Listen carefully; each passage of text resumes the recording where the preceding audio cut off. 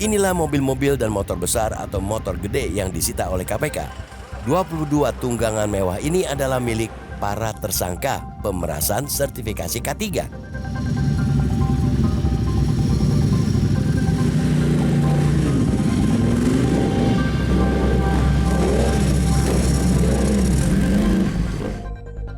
Hasil penyidikan KPK mengungkap, selama 5 tahun terakhir komplotan pemeras sudah menikmati setoran hingga 81 miliar rupiah.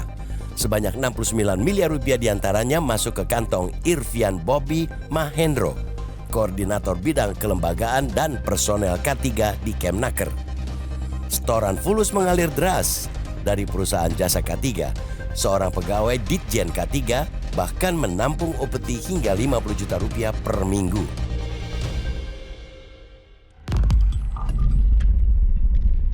Realitas menelusuri keberadaan PT Kem Indonesia di Menara 165 kawasan Simatupang, Jakarta Selatan. Security menyebut ruangan di lantai 4 ini sudah dikosongkan. Namun di lokasi, Realitas mendapati aktivitas pengiriman paket makanan di ruangan kantor tersebut. PT Kem Indonesia diduga memainkan peran penting sebagai perantara setoran upeti. Hingga kini, terdeteksi ada 80 perusahaan jasa yang menyetor upeti ke Kemnaker. Kemenaker memberikan delegasi kewenangan dalam penerbitan sertifikasi K3 kepada para PJ K3. Salah satunya adalah PT Kem itu. Ya.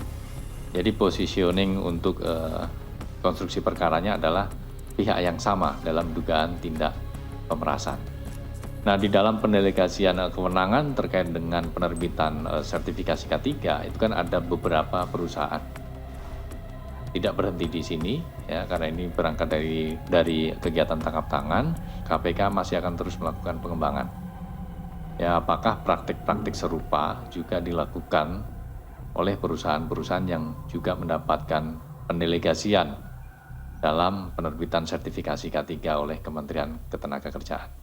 Ya, artinya tidak berhenti di PT Kem ini saja. Sudah ada matriksnya, ya, tapi memang itu masuk materi penyidikan, jadi belum bisa disampaikan.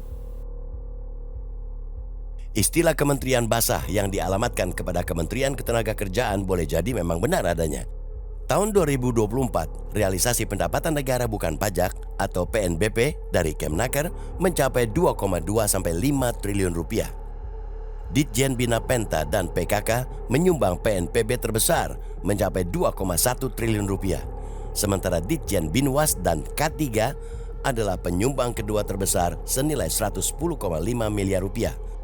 Lembaga Anti Pencucian Uang Indonesia atau LAPI menyebut potensi patkulipat di lembaga Kemnaker sangat besar. Sebab selain berperan regulator, kementerian juga bertindak sebagai operator. Ada namanya sumber kapitalisasi. Sumber kapitalisasi adalah sebuah kegiatan yang merupakan domainnya dari Kemenaker sebagai regulatornya, yaitu sertifikat K3. Itu kita ingat dulu, itulah sumber uangnya. Kemudian dipelajari bahwa kira-kira kalau mau dijadikan sumber uang, itu kan berarti kita mencari celah agar sumber itu bisa dimanfaatkan, bukan dimanfaatkan, tapi disalahgunakan. Gitu kan. Oh, ternyata regulasi mengatur, tapi ada potensi untuk terjadi hengki-pengki dalam mengeluarkan regulasi itu. Ada 3 kemungkinan. Saya persulit, saya hambat, enggak saya urusin kalau tidak terjadi hengki-pengki seperti ini. LAPI mendorong KPK terus menelisik praktek pemerasan perizinan dan sertifikasi di Kemnaker.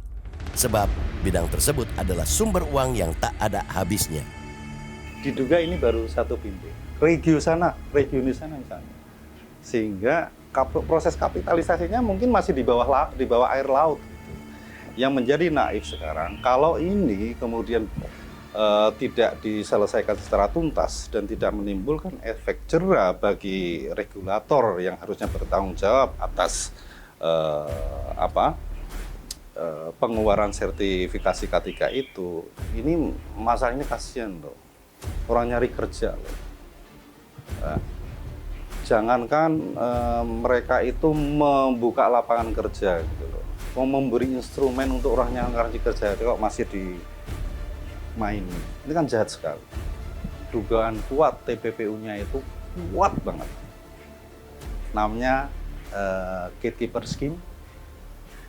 Dia melakukan mens rea dia adalah sebelum dia melakukan tipikor.